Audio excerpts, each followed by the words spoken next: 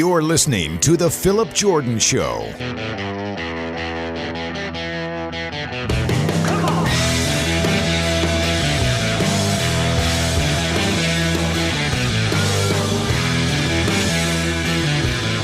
What's up, everybody? Welcome into the Phillip Jordan Show on this Wednesday. I am your host, Phillip Jordan, in-studio host and producer of Nothing Was Football on 96.9, the legend and the Auburn writer for Last Word on college football. Hope everybody had a great Christmas. I know I did. I hung out with a lot of family, saw some friends, great church service on Sunday, and also, of course, watching football as per usual with me. Football's on, I am sure to watch it and sure to talk about it when I get behind a microphone. On today's show, we'll be flying solo. No guests today, but we've got a lot of topics, a lot of different things we're going to touch on in about 20 to 30 minutes here on the show. We'll look back at some of the bowl action on Saturday. I will give my thoughts on the Birmingham Bowl. I covered that for Last Word on college football. We'll also look at some headlines around the SEC. Look ahead to the Texas Bowl matchup on Wednesday night between Texas A&M and Oklahoma State. I will be taking some of your questions. I went to Facebook and X and looked for some responses, some questions from you to talk about here on the show, give my thoughts on that. And also a little NFL talk here at the end. AFC and the NFC South coming down to the wire the final 2 weeks. It should be a lot of fun. You can check out the Phillip Jordan Show podcast over at wiregrassdailynews.com or wherever you get your podcasts. If you're on Apple Podcasts, please follow, rate, and review. Leave a review, and I will read it on a future edition of the show. And if you leave just 4 stars, you are just a straight-up hater. You can email me at sports.phillipjordan@gmail.com.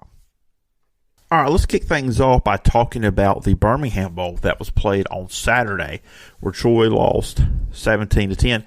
Real quickly, before we jump into all that, didn't meant to say this in open, but it didn't.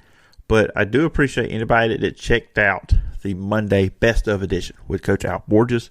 That was an interview I did like a year and a half ago, really almost 2 years when you look at it. But it was a great conversation. I hope you enjoyed it, and I hope you checked out the link and got the book. So, anyways, if you haven't checked that out, so Monday's episode, just go and check it out. But anyways, Troy losing the Birmingham Bowl to Duke 17-10. I wrote the story up for Last Word on college football on Saturday. It was a tough one. It was a tough one to watch for Troy. You could tell Gunnar Watson was affected by being sick. Of course, they talked about opening the broadcast.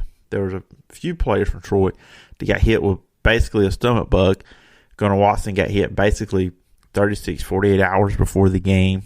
You could tell he was off. I mean, you look at his numbers, they don't look too bad. 21 of 36, 230 yards, 0 touchdowns, 1 interception. Of course, that interception was on the final play for Troy on offense when they were trying to go down the field and tie the game up. He got pressure, arm was hit, intercepted, and Duke was able to win the game. Duke held Kamani Vidal to 79 yards, but I just felt like Troy was just off.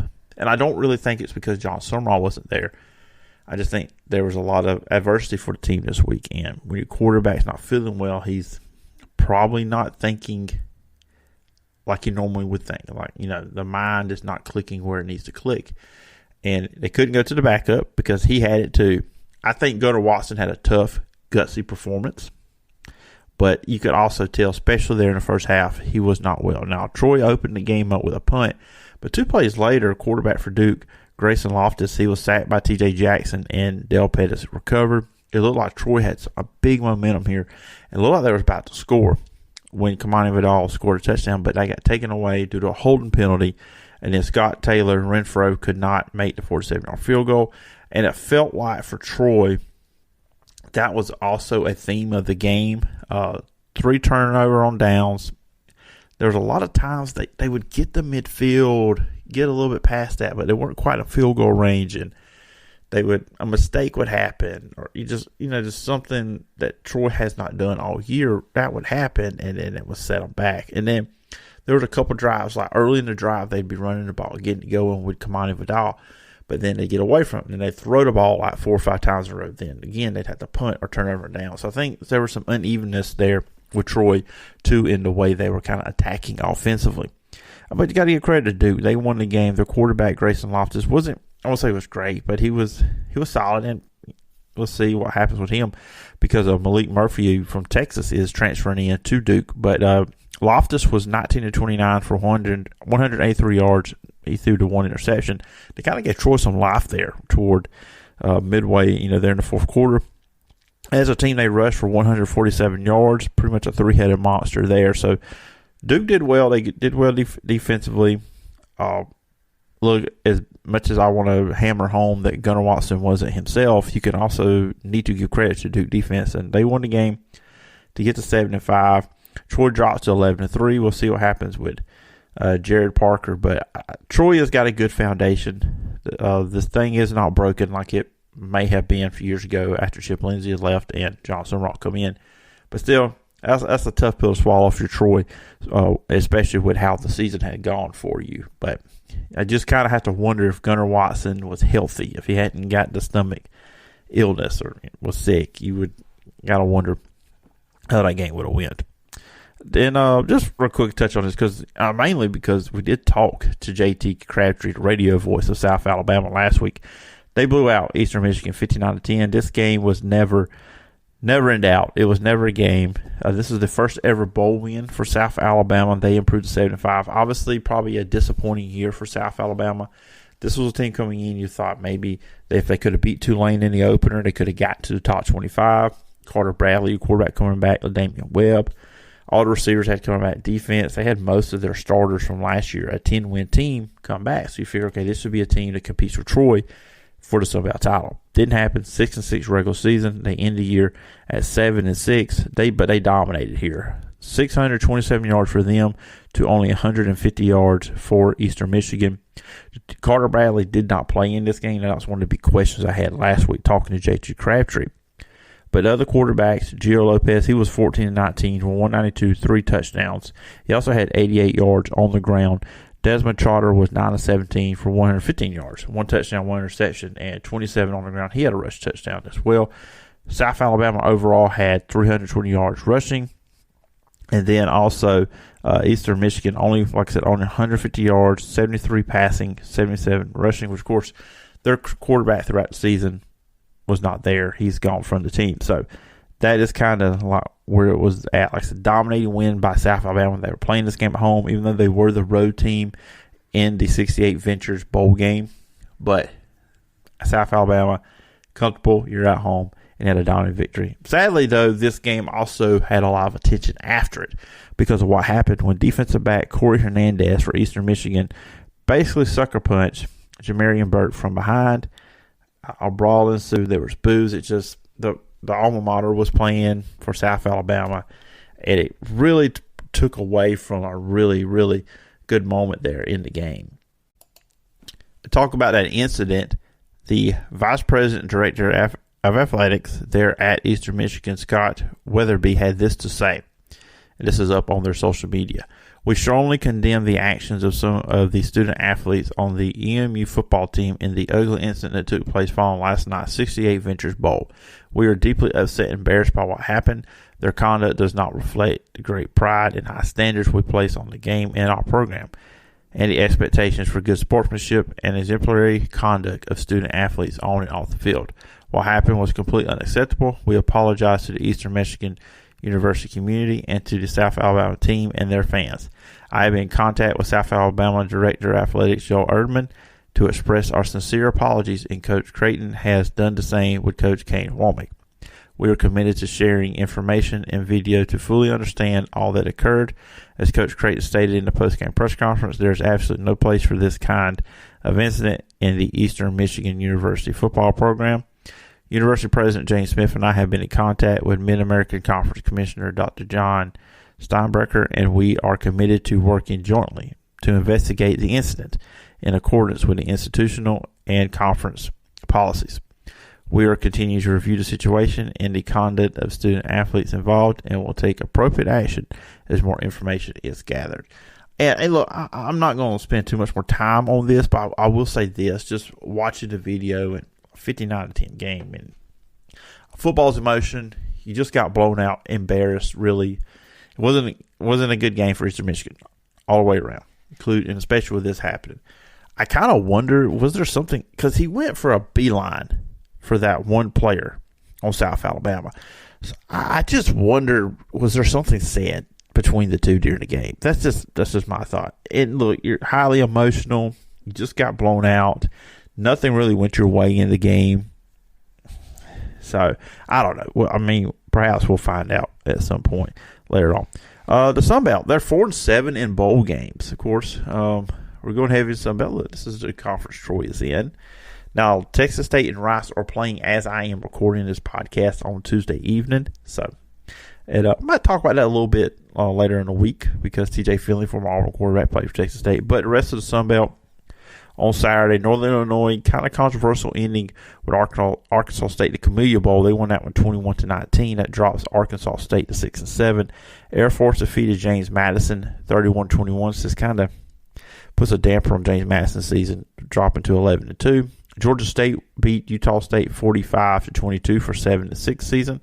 And Coastal Carolina defeated San Jose State in the Hawaii Bowl 24-14 to go to 8-5 on the year. So that puts the Sun Belt at 4-7 in bowl season.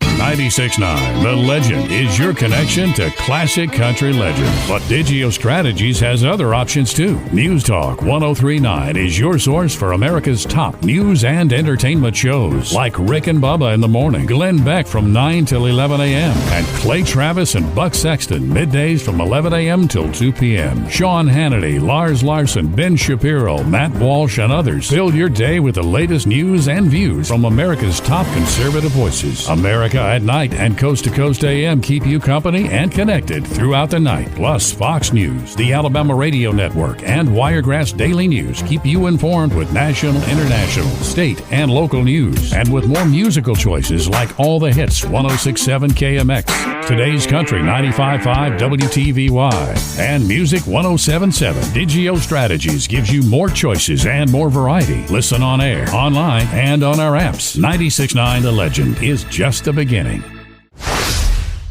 right, now let's go around the SEC and look at some news and notes that's happened over the last couple of days. Running back from Florida, Trevor Etienne, is now going to head to Georgia after entering the transfer portal. Combined over the last two seasons, he has ran for 1,472 yards and 14 touchdowns with a 5.9 average. He has 2 years of eligibility left. He was the number one portal running back there for this year in the transfer portal. Georgia has added also offensively wide receiver London Humphreys from Vanderbilt and wide receiver Colby Young from Miami, and defensive lineman Xavier McLeod from South Carolina. And that's the thing, too, the portal now. You're seeing this. It used to be, okay, you transferred, you were going to another conference, but now it's players, good players, are going into the portal. They're transferring from one SEC team to another. But and I was reading some quotes over at Dog Nation. Kirby Smart talked about how it's like grocery shopping, but you don't go grocery shopping without knowing what you already have and you add to it. And I think that's a proper way of using a portal. But we're going to talk about another team in just a few moments that's kind of using it a little bit differently. Also, per Dog Nation, Georgia expects Kendall Milton and Dejon Edwards to go to the NFL. So obviously, Georgia has added running backs through recruiting, but now you go and add one in the transfer portal. And Trevor Etienne, who's a really good running back, he really has some good games there for Florida. Really talented player, one of their better players. So that's a big, big pickup for the Georgia Bulldogs. Now, we're going to jump to another team. This is Ole Miss. Former five-star defensive tackle Walter Nolan is transferring to Ole Miss. 6'4", 290-pound sophomore played his past 2 seasons with Texas A&M. He was the number 1 rated prospect in the transfer portal. This past season, he had 37 tackles, 8.5 tackles for loss, and 4 sacks. You look at this now, this is a rebuilt Ole Miss defense. They have added Tennessee edge rusher Tyler Barron, Mississippi State cornerback DeCambrion Richardson, Tennessee safety Tamarian McLeod, Oklahoma safety Key Lawrence, Arkansas linebacker Chris Paul Jr., Illinois cornerback Tavion Nicholson, and Indiana safety Lewis Moore. They have the number 1 rated transfer portal class, does Ole Miss. And for South Carolina, they also added South Carolina wide receiver as well. So they've added on offense. Jackson Dart's coming back next year. It seems everything's pointing that direction. Ole Miss is going to be loaded. Ole Miss is going to have a really, really, really good football team next year. And if I was just kind of looking at it for next year, the teams I could see, because we're going into the 12-team playoff next year, who are some SEC teams when I look at it right now Next season, you could talk about the playoff. Obviously, Alabama. I would go Georgia. I'd go Ole Miss. I think Kentucky can make a push for it as well. Texas obviously is going to be one too, them coming in, and Oklahoma. So there's going to be plenty of teams in the SEC, but Ole Miss is going to be a very dangerous team next year in the SEC. And they're going for their 11th win when they play Penn State in their bowl game. Some coaching news: offensive coordinator Mike Denbrock from LSU, he leaves for Notre Dame, going back home. He's from that way.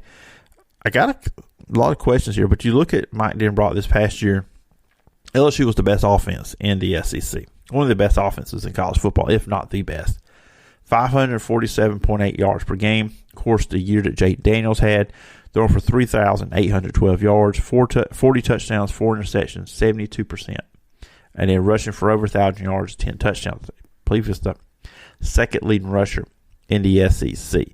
And just the development of Jaden Daniels, just from his first start at LSU last year when they played them in New Orleans, played Florida State in New Orleans.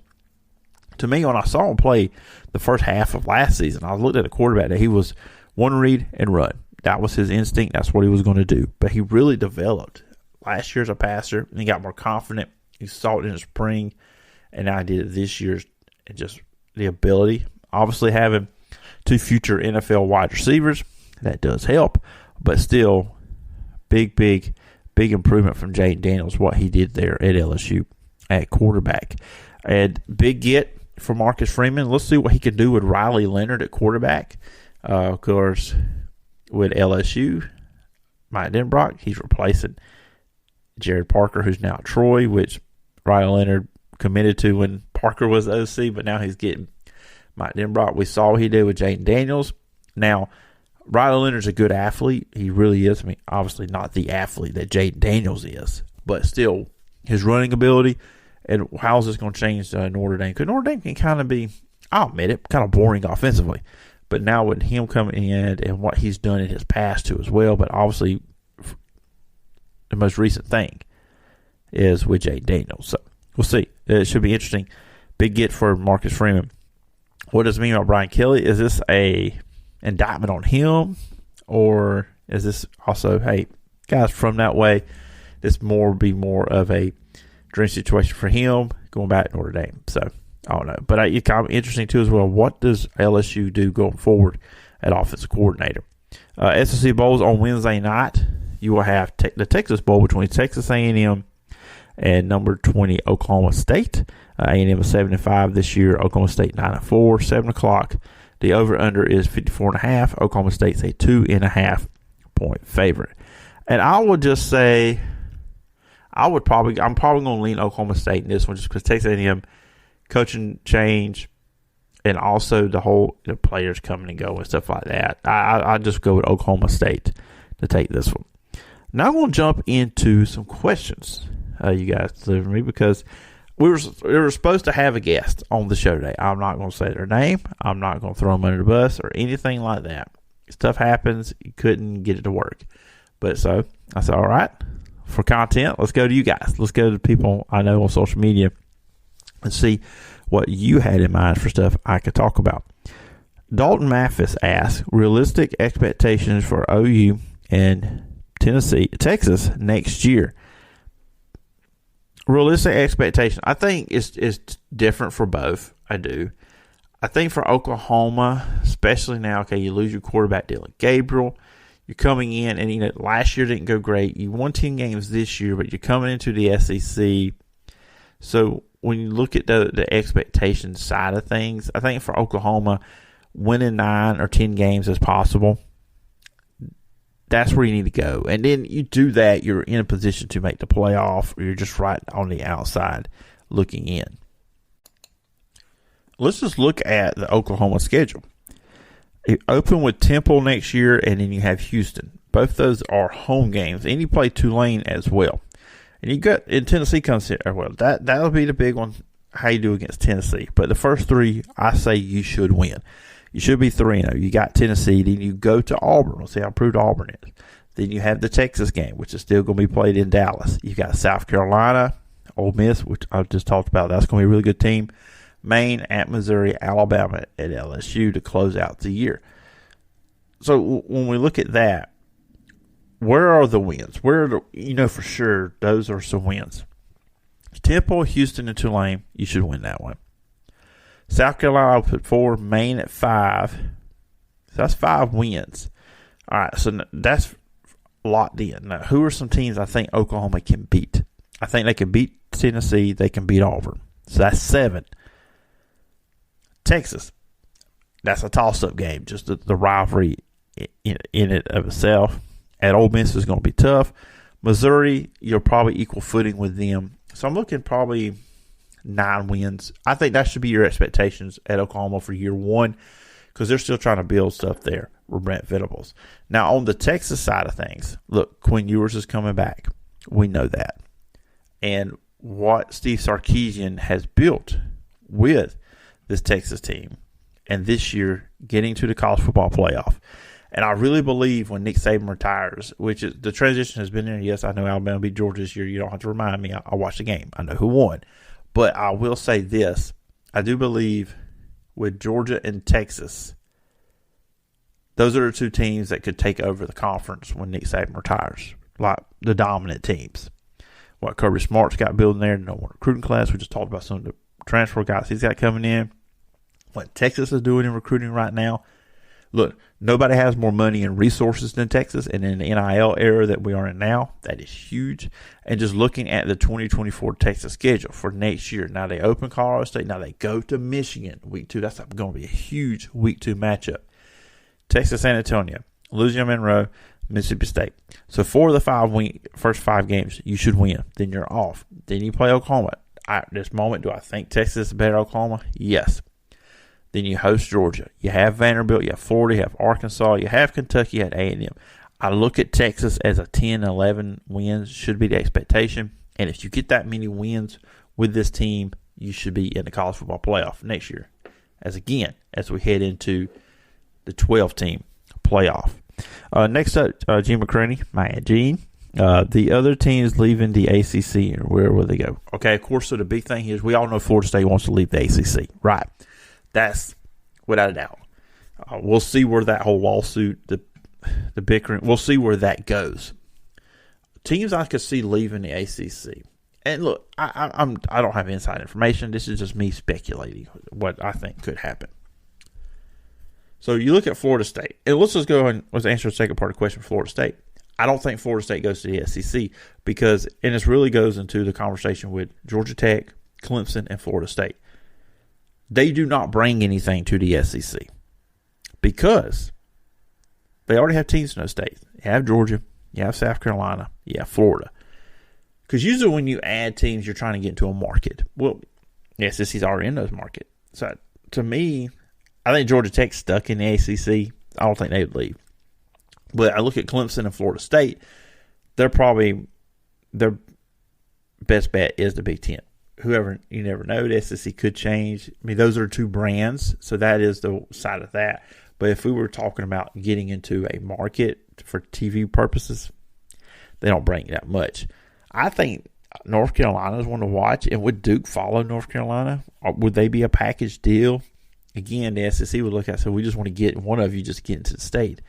Is it worth having both? But then again, if you have Duke and North Carolina, I know all this is predicated off of football. I know that, but the basketball side of things too, that will be big money. So that's kind of like I see some of those teams going there.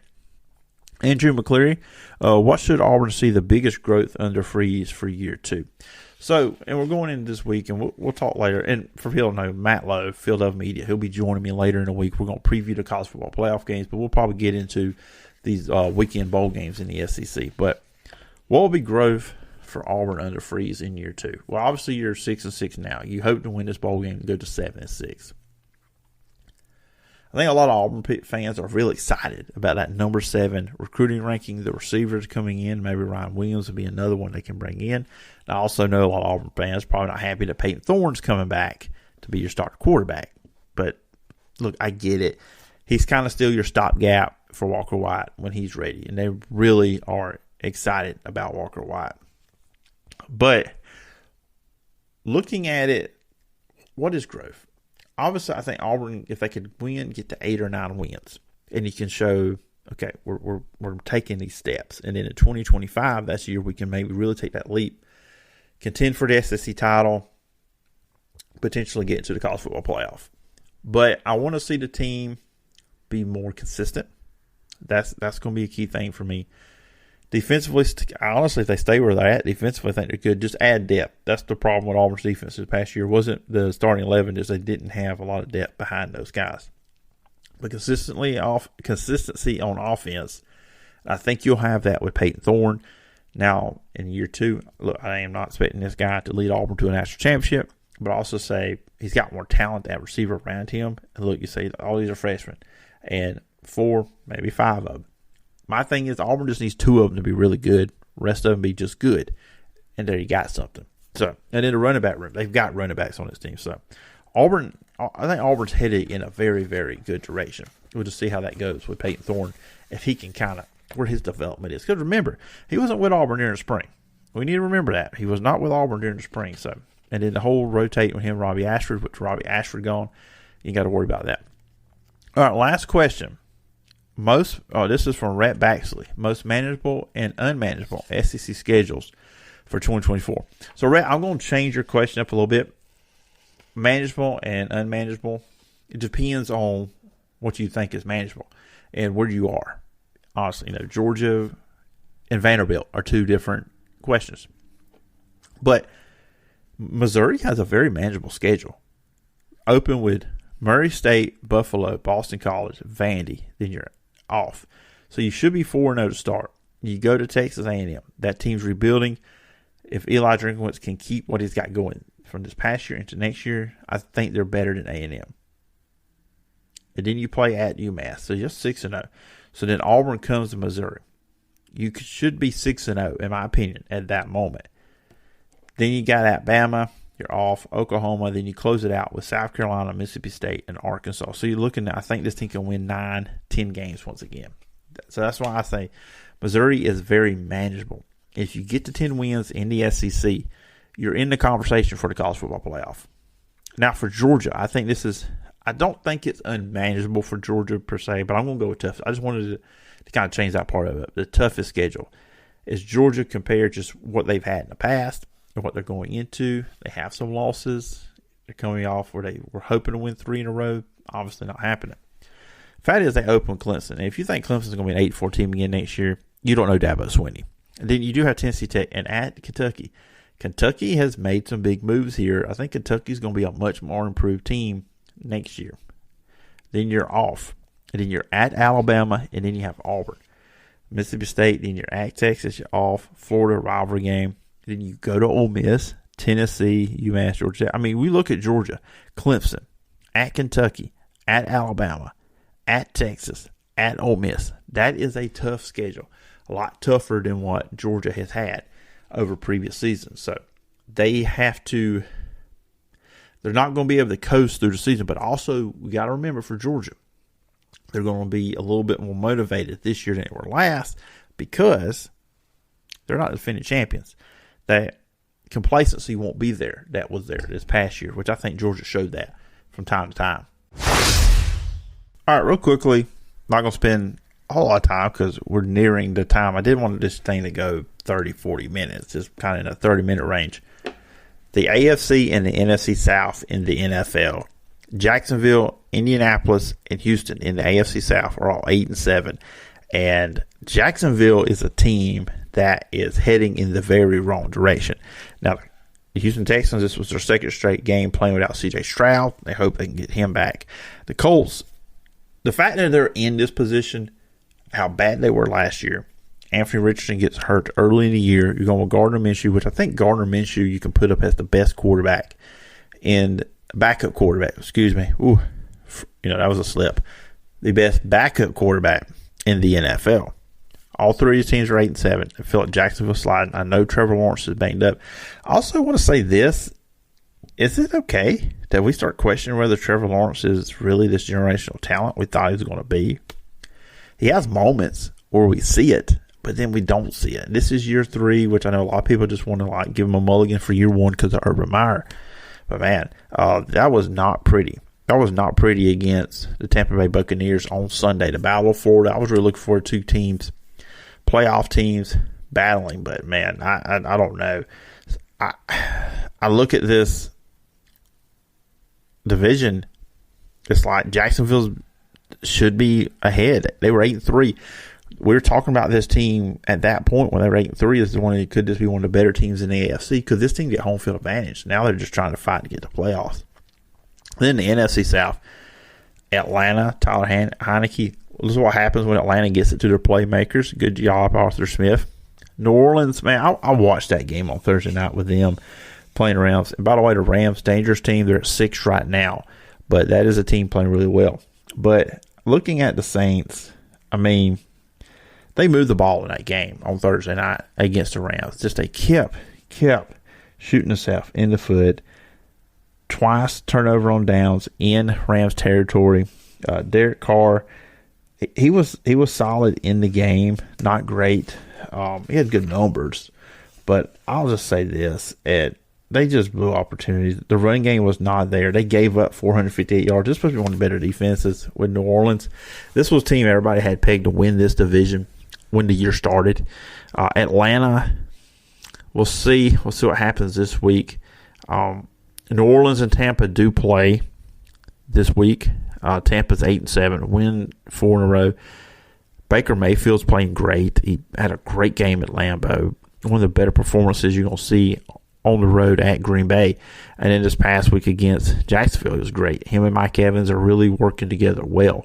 So that team is playing really well right now. It's kind of like the team that's leading the NFC South has got 4 wins in a row. They're playing great ball. They're really playing great at the right time. Jacksonville's falling apart. So we'll see how this shakes out with 2 more weeks to go in the NFL season. I'll say this, the Ravens are the best team in the league, but the team nobody probably wants to mess with right now may be Buffalo, because I know they struggled with the Chargers on Saturday night, but overall they're playing much better. The Kansas City Chiefs, talking about a team going in opposite directions, they're not playing that great right now. Who knows? Are the distractions with Chiefs? I think one is they're just not explosive as they used to be, so that's what's giving the problems. The Eagles getting a win over the Giants. The 49ers kind of coming down to earth a little bit with their loss there to the Ravens. I don't think the Lions are I feel like still it's going to come down to 49ers and Eagles in the NFC. But we got a big game on Saturday night between the Cowboys and the Lions. So we'll see. We'll see how it goes. Anyways, that's going to do it for this solo edition of the Phillip Jordan Show. Be back later in the week. Matt Lowe will be joining me as we'll preview the college football playoffs. Remember, you can follow me on social media at PJordanSEC. The podcast is available over at Wiregrass Daily News or wherever you get your podcast. If you're on Apple Podcasts, please follow, rate, and review. Leave a review. I will read it on a future edition of the show. And if you leave just 4 stars, you are just a straight-up hater. Remember, you can check out all my written work over at Last Word on College Football. You can email me at sports.phillipjordan@gmail.com. Hope everybody has a great Wednesday. Talk to you guys later in the week. Bye-bye.